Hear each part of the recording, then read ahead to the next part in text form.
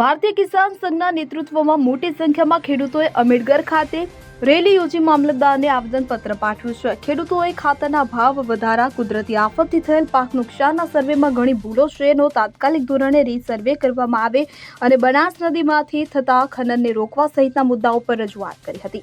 તાજેતરમાં આવેલી કુદરતી આફતને કારણે ઉનાળુ મગફળીનો પાક સંપૂર્ણ નષ્ટ થઈ ગયો હતો.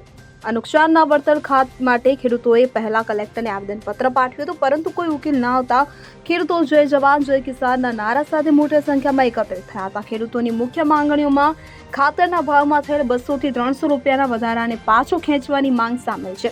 આ વિસ્તારમાં બટાકા જેવા પાકો માટે મોટા પ્રમાણમાં ખાતરની જરૂર પડે છે. વધેલા ભાવે ખાતર ખરીદવું ખેડૂતો માટે પોસાય તેમ નથી. ઉપરાંત ખેડૂતોએ ટોલ ટેક્સમાં રાહત આપવાની માંગણી કરી છે. તેમની માંગ છે કે કેટલાક કિલોમીટરની મર્યાદામાં આવતા ખેડૂતોને ટોલ ટેક્સમાંથી મુક્તિ આપવામાં આવે. બનાસ નદીમાં થતું અનધિકૃત ખનન રોકવા અને છેલ્લા 9 વર્ષથી પેન્ડિંગ હજારો અરજીઓનો રીસર્વે કરવા જેવી માંગણીઓ પણ કરવામાં આવી છે. ખેડૂતોએ ચેતવણી આપે છે કે જો તેમનું સમસ્યાનું નિરાકરણ નહીં આવે તો આગામી સમયમાં ઉગ્ર આંદોલન કરવામાં આવશે. Bureau report CN24 news.